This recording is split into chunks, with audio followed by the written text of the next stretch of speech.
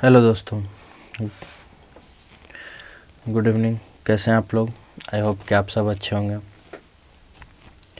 बहुत दिनों से क्लास नहीं हो रहा था, तो आइए क्लास की शुरुआत करते हैं। यूरोप में राष्ट्रवाद, ये क्लास एसएसटी का है, सोशल साइंस का है, क्लास 10 चैप्टर 1। ठीक है, यूरोप में राष्ट्रवाद। आइए स्टार्ट करते हैं।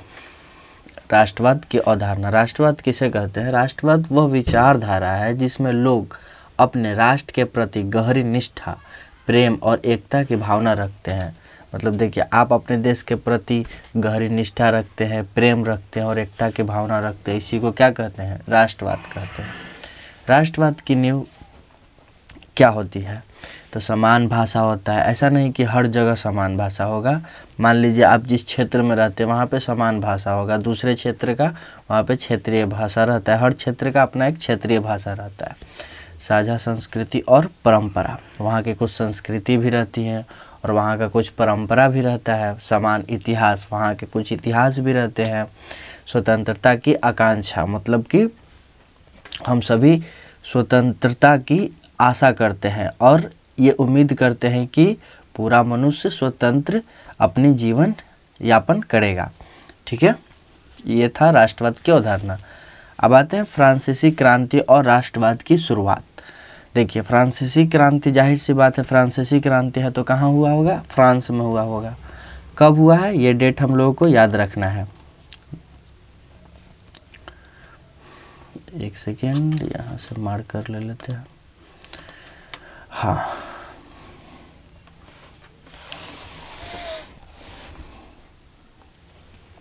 कब हुआ था शुरुआत? 1789 में। फ्रांसीसी क्रांति की शुरुआत 1789 में हुआ था। 1789 की फ्रांसीसी क्रांति यूरोप में राष्ट्रवाद की जन्मस्थली मानी जाती है। देखिए, सबसे पहले राष्ट्रवाद का जो क्रांति हुआ था सबसे पहले फ्रांस में हुआ था। इस वजह से इसको क्या माना जाता है? जन्मस्थली माना जाता है। किसका? तो राष्ट्रवाद का। ठीक है, फ्रांसीसी क्रांति ने ही कौन कौन से नारा दिया था? स्वतंत्रता का नारा दिया, समानता का नारा दिया और भ्रातृत्व का नारा दिया। मतलब लिबर्टी, इक्वानिटी और फ्रेटर्निटी। यहीं से हमारे संविधान में स्वतंत्रता, समानता और भ्रातृत्व का विचार लिया गया है। ठीक है, आइए आगे बढ़ते हैं। मुख्य परिवर्तन। देखिए, क्या क्या हुआ फ्रांसीसी क्रांति के बाद। जैसे कोई क्रांति होता है तो उसके बाद क्या क्या परिवर्तन होता है उसे हम लोग जानेंगे। तो क्या क्या परिवर्तन हुआ?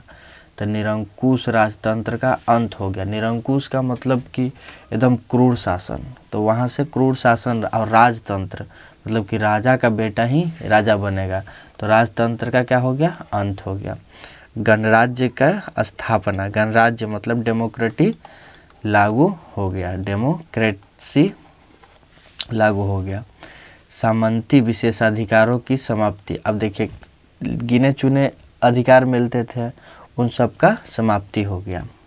राष्ट्रीय प्रतीकों का निर्माण किया गया, जैसे तिरंगा, झंडा, राष्ट्रीय ज्ञान आदि।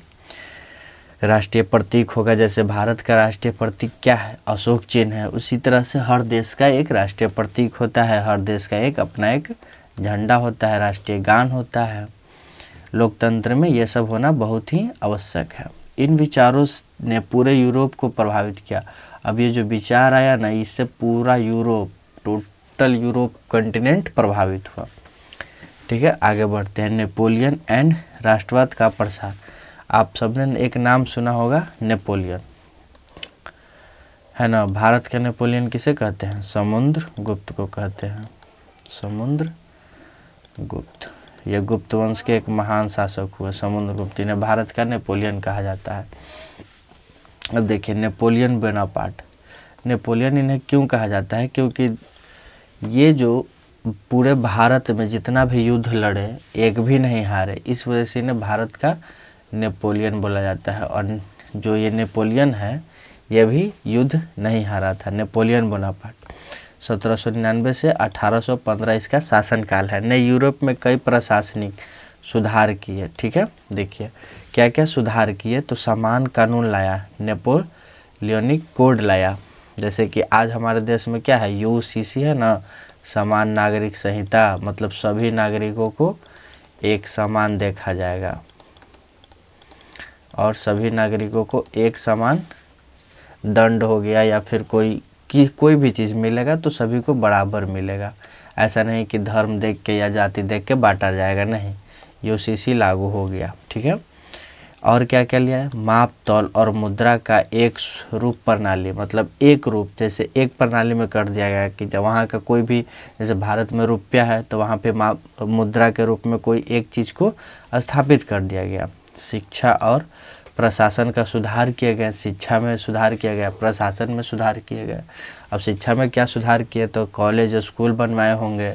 प्रशासन में सुधार किया, पुलिस की स्थापना हुआ। प्रशासन जो भी हमारे यहाँ प्रशासन होता है, पुलिस हो गया, अधिकारी हो गए, ये सब। आइए आगे बढ़ते हैं। शुरुआत में नेपोलियन को सुधारक मानते थे, लेकिन बाद में उसका साम्राज्यवादी स्वभाव लोगों को पसंद नहीं आया।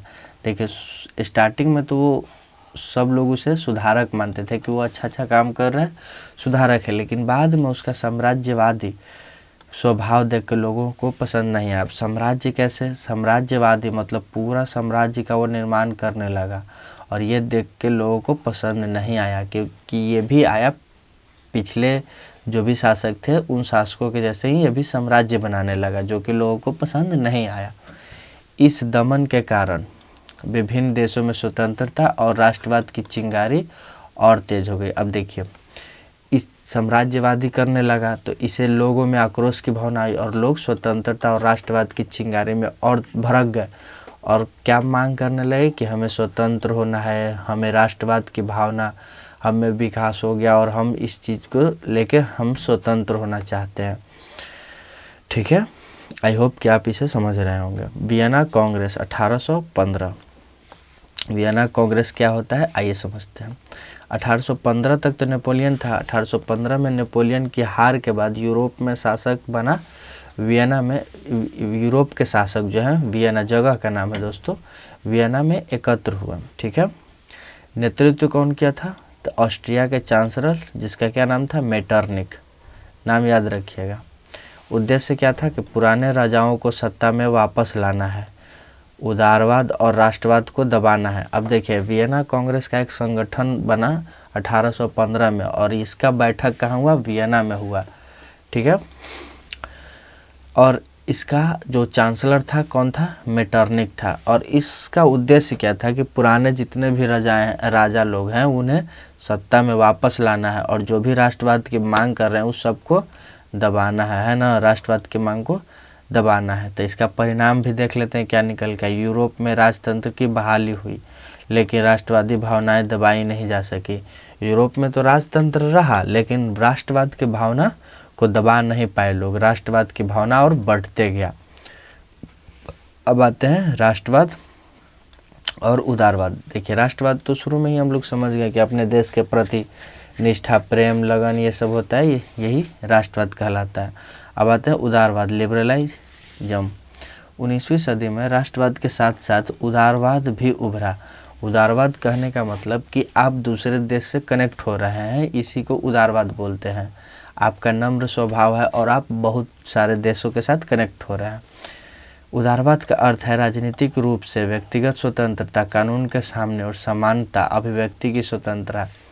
देखिए, यहाँ पे उदारवाद का अर्थ बताया गया है कि राजनीतिक रूप से, पॉलिटिकल तरीके से आप व्यक्तिगत स्वतंत्र हैं, कानून के सामने आप बराबर हैं, और अभिव्यक्ति की स्वतंत्रता। अभिव्यक्ति मतलब होता है आप अपने भावनाओं को व्यक्त करने की आपको स्वतंत्रता है। आर्थिक रूप से मुक्त व्यापार कर सकते हैं, इसकी आपको स्वतंत्रता है। आंतरिक शुल्क की समाप्ति, आपको ज़्यादा टैक्स नहीं देना पड़ेगा। जैसे कि उदाहरण के तौर पे 1834 में जब जर्मनी के जोल्बेरिन की स्थापना हुई, जिसने आर्थिक एकता को बढ़ावा दिया, मतलब इकोनॉमिक यूनिटी को बढ़ावा दिया। जैसे कि आर्थिक लोग से सब लोग एक हुए, है ना। कहाँ में हुआ था, जोल्बेरिन में। ठीक है, जगह याद रखिएगा। आइए नेक्स्ट, क्रांति और विद्रोह। अब देखते हैं क्या क्या कब कब कौन सी क्रांति हुई। 1830 की क्रांति, फ्रांस में जुलाई क्रांति हुई। देखिए, 1830 में फ्रांस में जुलाई क्रांति हुई। अब अभी हम लोग पढ़े थे जुलाई क्रांति 1789 में हुआ था। ऐसा नहीं कि एक ही बार क्रांति हो गया और बाद में आगे चल के नहीं हुआ, बाद में भी छोटे छोटे क्रांति होते गए थे। जैसे वो 1830 क्रांति, फ्रांस में जुलाई क्रांति हुई, बुर्बन वंश हटाया गया, वहाँ जो राजतंत्र था, जिस वंश का शासक था बुर्बन वंश, उसे हटाया गया और लुई फिलिप को राजा बनाया गया। वहाँ पे किसे राजा बनाया गया? तो लुई फिलिप को राजा बनाया गया। बेल्जियम ने भी नीदरलैंड से अलग होकर स्वतंत्रता प्राप्त की। अब देखिए दोनों एक ही देश हुआ करते थे पहले, बेल्जियम और नीदरलैंड, लेकिन दोनों अलग अलग होकर स्वतंत्र हो गए। ठीक है, 1800 नेक्स्ट है 1848 की क्रांति, पूरे यूरोप में विद्रोह हुआ। अब 1848 की जो क्रांति है वो कहाँ हुआ? पूरे यूरोप में हुआ। विद्यार्थी, मजदूर, किसान, मध्यम वर्ग सब शामिल हुए, और इस क्रांति में विद्यार्थी भी शामिल हुए, मजदूर, किसान, मध्यम वर्ग सब शामिल हुए। आपसे पूछेगा कि 1800 ऐसे पूछा है किस क्रांति में विद्यार्थी, मजदूर, किसान, मध्यम वर्ग सभी शामिल हुए थे, तो आपको बताना है 1848 की क्रांति। और इसका मांग क्या था कि स्वतंत्रता चाहिए, लोकतंत्र चाहिए और राष्ट्रीय एकीकरण चाहिए। मतलब पूरे जितना भी देश है सबका एकीकरण हो, है ना। हमें लोकतंत्र चाहिए, हमें आज़ादी चाहिए। लेकिन अंततः क्या हुआ? ये क्रांतियाँ सफल नहीं हो पाई, ये सभी क्रांति असफल हो गया। राष्ट्र निर्माण की प्रक्रिया, अब आते हैं राष्ट्र निर्माण की प्रक्रिया। सबसे पहले क्या हुआ था? जर्मनी का एकीकरण। देखिए इस क्रम को याद रखिएगा, पहले हुआ था जर्मनी का एकीकरण, उसके बाद इटली का एकीकरण, उसके बाद आगे हुआ था। ठीक है, देखिए जर्मनी का एकीकरण में नेतृत्व किसने किया था? प्रशा ने किया था। मुख्य नेता इसके कौन थे? Auto von Bismarck. आप बिस्मार्क का तो नाम जानते हैं, लौह पुरुष के नाम से इसे जाना जाता है, बिस्मार्क। इसका साधन क्या था कि लौह और खून की नीति, युद्ध और कूटनीति। मतलब आपको युद्ध लड़ना है, नहीं तो आपको कूटनीति की तरह से आपको हराया जाएगा। मतलब युद्ध से हराया जाएगा या फिर कूटनीति करके हराया जाएगा, किसी भी तरह से। मतलब आपका चीज़ें या फिर आपका क्षेत्र है या फिर आपकी जितना भी संपत्ति सब कुछ ले लिया जाएगा, एकीकरण कर लिया जाएगा। जैसे एकीकरण, बहुत सारे मान लीजिए छोटे छोटे राज्य हैं, अब इन सबको मिलाकर एक देश बना दिया जाए, इसी को बोलते हैं एकीकरण। समझ में आ रहा है? ठीक है, अब देखिए 3 प्रमुख युद्ध हुए हैं। डेनमार्क के खिलाफ कब युद्ध हुआ है? 1864 में। ऑस्ट्रिया के खिलाफ कब युद्ध हुआ है? 2 साल बाद 1866 में। फ्रांस के खिलाफ कब युद्ध हुआ है? तो 1870-71। ये सब कौन, इन तीनों के खिलाफ कौन युद्ध किया है? तो जर्मनी। ठीक है, आप इस चीज़ को याद रखेंगे कि जर्मनी और डेनमार्क, जर्मनी ने डेनमार्क के खिलाफ कब युद्ध किया? 1864 में। ऑस्ट्रिया के खिलाफ 1866 और फ्रांस के खिलाफ 1870-71। 1871 में जर्मनी का एकीकरण हुआ। Very very important point, Germany का एकीकरण कब हुआ? 1871 में। प्रशा का राजा विलियम प्रथम जर्मनी का सम्राट बना। जर्मनी का सम्राट कौन बना? तो विलियम प्रथम, William the first, William first Germany का सम्राट बना। आइए नेक्स्ट, इटली का एकीकरण। नाउ सेकंड, इटली का एकीकरण। इटली पहले छोटे छोटे राज्यों में बटा था। देखिए छोटे छोटे राज्यों में बटा हुआ था इटली, है ना। फिर मिलकर एक देश बना दिया गया। नेता कौन थे? ग्यूसेपे मेज़ीनी। यंग इटली संगठन की स्थापना की। यंग इटली की स्थापना किसने किया? तो ग्यूसेपे मेज़ीनी, ग्यूसेपे मेज़ीनी। काउंट कैवूर राजनयिक और प्रधानमंत्री बने। कौन थे प्रधानमंत्री? Count Cavour. ठीक है, ग्यूसेपे गैरिबाल्डी सैनिक नेता थे, रेड शर्ट का नेतृत्व किया। रेड शर्ट एक आंदोलन था, उसका नेतृत्व किसने किया? तो गैरिबाल्डी ने किया। 1870 तक इटली का एकीकरण हो गया था। देखिए यहाँ पता चला कि इटली का एकीकरण 1870 में हुआ। ऐसा नहीं कि हम जो बताएं कि जर्मनी का एकीकरण पहले हुआ क्योंकि जर्मनी में एकीकरण की शुरुआत पहले हो गई थी और इटली में उसके बाद हुआ था। ठीक है, तो आप इस चीज़ को याद रखेंगे। इटली में एकीकरण कब हुआ? 1870 में हो गया। ये विक्टर इमैनुअल सेकेंड को इटली का राजा घोषित किया गया है। इटली का राजा किसे घोषित किया गया? तो विक्टर इमैनुअल को, Emmanuel second Victor Emmanuel second को इटली का राजा घोषित किया। आइए नेक्स्ट, बाल्कन क्षेत्र और राष्ट्रवाद। ठीक है, बाल्कन क्षेत्र दक्षिणी पूर्वी यूरोप। अब देखिए यूरोप के दक्षिण भाग में, ठीक है, ये हो गया ईस्ट, ये हो गया वेस्ट, ऊपर नॉर्थ और नीचे साउथ। ठीक है, क्या कह रहा है कि दक्षिण, साउथ, ईस्ट, मतलब इस साइड, ठीक, में सर्ब, ग्रीक, बोन्सियाई, क्रोएट, बुल्गारियाई आदि नस्लें थीं। ये सब नस्लें हैं। यहाँ ऑटोमन साम्राज्य का पतन हो रहा था। यहाँ पे एक साम्राज्य हुआ करता था ऑटोमन साम्राज्य, उसका पतन हो रहा था। ठीक है, हर नस्ल अपना अलग राष्ट्र बनाना चाहती थी। देखिए सब कोई चाहता है कि अपना अलग अलग राष्ट्र बनाए, है ना। घर परिवार में भी ऐसा ही होता है कि हर कोई चाहता है कि हम अलग रहें। उसी तरह से अलग राष्ट्र बनाना चाहता था। यूरोप की बड़ी शक्तियाँ, रूस हो गया, जर्मनी हो गया, इंग्लैंड हो गया, ऑस्ट्रिया, हंगरी भी यहाँ हस्तक्षेप करती थी। ये लोग का भी यहाँ पे हस्तक्षेप हुआ करता था। परिणाम क्या निकला कि बाल्कन क्षेत्र यूरोप का बारूद का ढेर बन गया। मतलब बाल्कन क्षेत्र में इतना गोलीबारी, जो भी कह सकते हैं आप, बारूद का ढेर बन गया। अतः इसी क्षेत्र में प्रथम विश्व युद्ध 1914 की शुरुआत हुई। समझ में आया? देखिए वहाँ पे इतना कुछ होने लगा था ना कि ऐसा बन गया था कि फर्स्ट वर्ल्ड वार की शुरुआत वहीं से हो गई। सब कोई उस जगह में हस्तक्षेप करने लगा था और हस्तक्षेप करने की वजह से सब शक्तियाँ एक जगह आई तो सब एक युद्ध में कूद गए और युद्ध हुआ। उसी युद्ध को हम लोग क्या जानते हैं, वर्ल्ड वार फर्स्ट के नाम से जानते हैं, जो कि 1914 से लेके 1918 तक चला था। ठीक है, आइए नेक्स्ट, राष्ट्रवाद के प्रभाव। अब राष्ट्रवाद से क्या क्या प्रभाव होते हैं वो जानेंगे हम लोग। यूरोप का नक्शा पूरी तरह से बदल गया। अब देखिए जब राष्ट्रवाद के प्रभाव से इतना बड़ा चीज़ हो गया कि यूरोप का पूरा नक्शा ही बदल गया। जर्मनी और इटली जैसे नए राष्ट्र बने, जर्मनी नया राष्ट्र बना, इटली नया राष्ट्र बना। ठीक है, स्वतंत्रता और लोकतंत्र की अवधारणा फैली। वहाँ पे स्वतंत्रता, आज़ादी मिली और लोकतंत्र, डेमोक्रेसी स्थापना हुआ। राष्ट्रवाद ने साम्राज्यवाद और युद्ध को जन्म दिया। राष्ट्रवाद से क्या हुआ, साम्राज्यवाद होने लगा, मतलब साम्राज्य पे कब्जा होने लगा। और युद्ध का भी जन्म हुआ, जैसे कि फर्स्ट वर्ल्ड वार 1914 से 18। यही राष्ट्रवाद बाद में प्रथम विश्व युद्ध का प्रमुख कारण बना। राष्ट्रवाद का प्रमुख कारण क्या है,